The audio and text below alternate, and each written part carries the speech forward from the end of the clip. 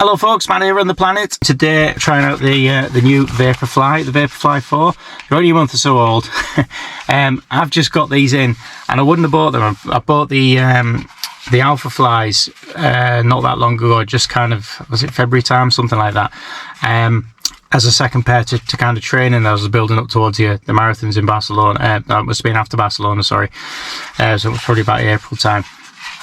And I wouldn't have bought these. I promised myself that I wasn't going to buy another pair till September, but I have. The reason being is because these are £240, but they're actually on sale already at sportshoes.com. Sports Direct seem to be dipping in and out of sales around about that price. And Sports Shoes also sent me a 15% discount, so I managed to get these for 170, got £70 off, which is really good. And my wife's picked up a pair as well, so that's fantastic that we both got a pair of these. I do prefer a white pair. I do like the red stripe down the back. The difference between these and the Vaporfly 2 largely is that they've lowered the plate at the front and they've raised the plate at the back. So through the middle it's a bit steeper. The drop is 6mm instead of 8mm, so it's a little bit less than the Vaporfly 2 and the Vaporfly 3.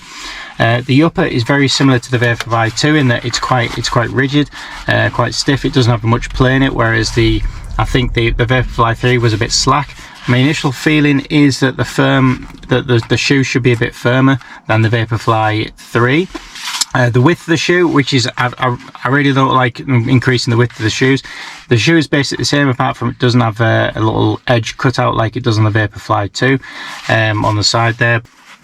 So it's basically about the same kind of footprint area. So the tongue isn't gusseted, which I really like. I really like a tight fit with the socks, with the shoes. But I don't like the shoes to be too tight like they are with the Alpha Fly. If there's anything I don't like about the Alpha Fly, it's that. I always prefer no gusset. I don't believe that you actually need a gusset. I'm quite happy with that. That's a kind of a loose tongue, and it ties it down with that little eyelet there.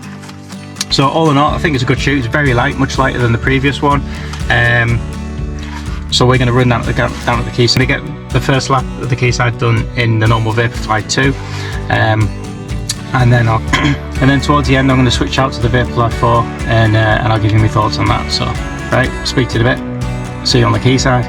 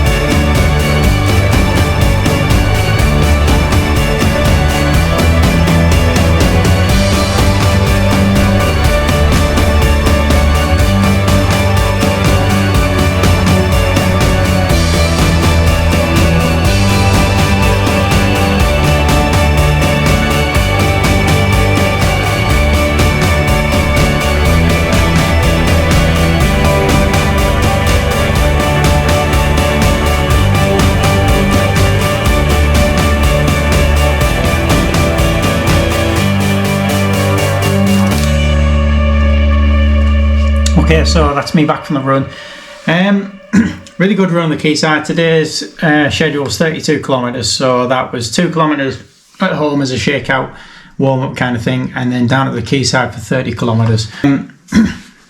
So shoe-wise, fantastic. I'm really happy with the Vaporfly Vaporfly 4 compared to the, I would say they're much better than, well, I say they're a bit better than the Vaporfly 3. The Vaporfly 3 for me kind of they bottom out too much. Again, one of the issues I kind of had with that before was they've got this little cutout in the side, and because I'm like an outside and woods pronator, that just squashes down too much and they go flat like quite quick. So these shoes, the Vaporfly 3, let me just check how many miles or kilometers we've got on there. So 330 kilometers, but already you can feel they're going a bit flat. And the other thing is it's really hard to get like a really tight feel in the front, and the kind of like that material is quite loose and has stretched a bit. So if you like a loose and lots of space for your toes to kind of like splay out, then yeah, that's great in this shoe. One thing to notice is when you look at the shoes, kind of like that's about the same. There's quite a lot of extra foam on the back of this shoe. The new ones have kind of like got rid of that. Likewise with the Vaporfly 2, you can see there's even a lot more. So even like they're cutting off a good inch off the back of the shoe there. But yeah, really happy with that. So this shoe is more like the Vaporfly 2 rather than the Vaporfly 3. So bringing the 4 in line with the Vaporfly 3 is really good for me. That's what I like. Like I said, there's different specs on the shoe, which I told you about before. This one does feel a bit more kind of, you can feel that there's something pushing into the heel of your foot, the mid part of your foot, which is probably something to do with the carbon plate, the way that's angled in kind of up that area. You can actually see the carbon plate just at the side there, just poking through. Obviously you can see it through the back there as well. So I'm just wondering if the carbon fibre plate is actually a little bit wider in this shoe than kind of through the middle of the foot than the other one. Potentially it is. The width of the shoe, obviously it's the same width at the front as it is at the back, and it performs pretty much like the Vaporfly 2. So a lot of people are saying out there that this shoe is no longer a marathon shoe. Well, I think it is. I did the last 15 kilometers of a 30k running it. I don't think I'd have any issue running a full marathon in it. It's just that obviously there's other shoes on the market now. The Alphafly is kind of the Nike main marathon shoe. Even though on their website Nike do say that this shoe is from from 5Ks up to marathons and everything else in between. So yeah, really happy with that. So that's the shoe. I'm going to do more testing than that. I think that will go. I think it's definitely a bit firmer than this one. I think it will go at least 400 kilometers in terms of giving you a good performance. And with these Vaporfly 2s, I get like 1,000 kilometers or more out of them. There's a good chance you maybe be able to take this to 1,000 kilometers as well. It's just at what point does the performance drop off? So I'm thinking it's maybe going to be about 400 kilometers where it starts dropping a little bit. But the Vaporflies tend to drop off gradually. They don't seem to drop off really fast. So let's see how that goes and I'll report back to you. Whether they're actually any better than the Mesa Speed Sky Paris, I don't know. These are the shoe that hold my half marathon PR, 1:29:45, and that'll be interesting to see whether I go with these or the Fly 4 when we come to Manchester later on in the year, Manchester half, some point in October. But yeah, these are a mighty fast pair of shoes. Thanks very much for watching. Please like, comment, subscribe, and we'll see you next time.